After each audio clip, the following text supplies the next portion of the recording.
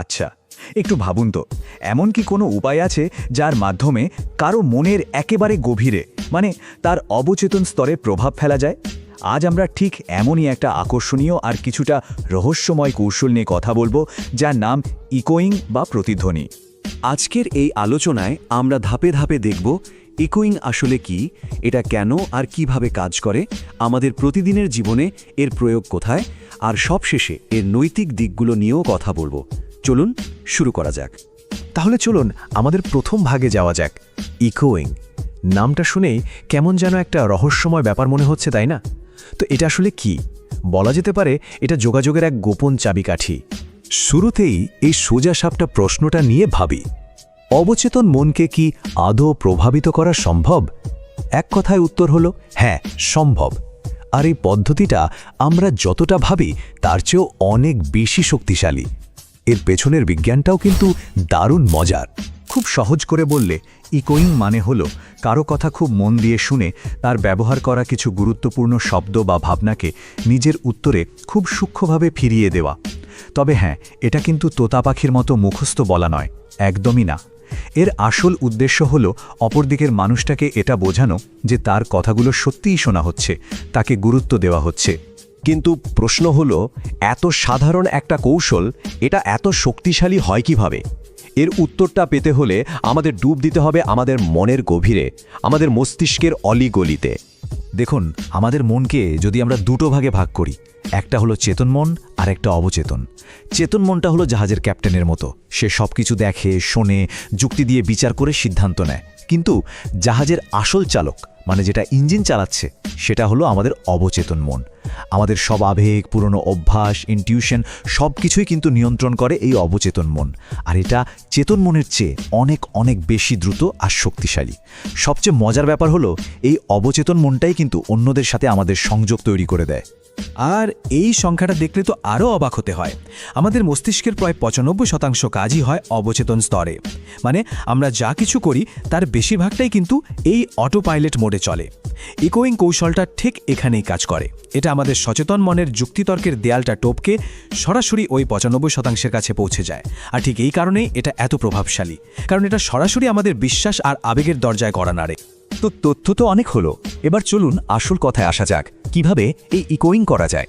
বাস্তবে এটা প্রয়োগ করার জন্য মাত্র 3টি সহজ ধাপ আছে। তবে ধাপগুলো জানার আগে একটা কথা মাথায় রাখা খুব জরুরি।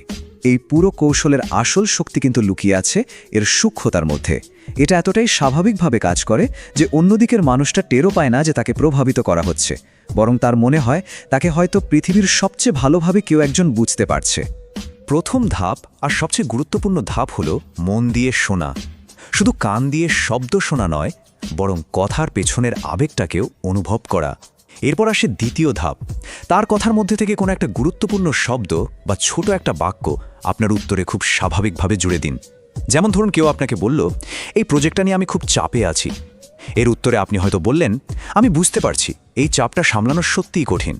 খেয়াল করেছেন, চাপ শব্দটা কিন্তু এখানে প্রতিধ্বনি বা ইকো করা হলো।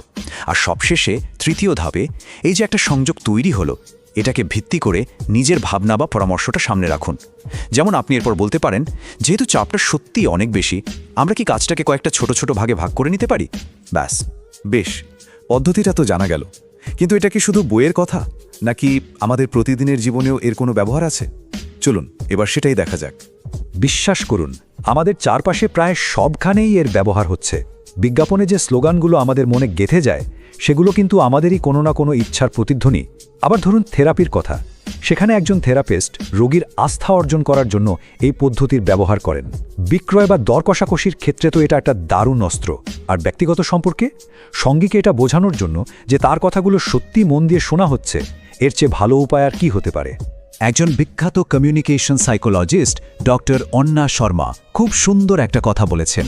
তিনি বলেন, যখন কাউকে এটা অনুভব করানো যায় যে তার কথা মন দিয়ে শোনা হচ্ছে, তখন আসলে তার অবচেতন মনের বিশ্বাসের দরজাটা খুলে যায়। আর এটাই হলো নৈতিকভাবে কাউকে প্রভাবিত করার আসল চাবিকাঠি।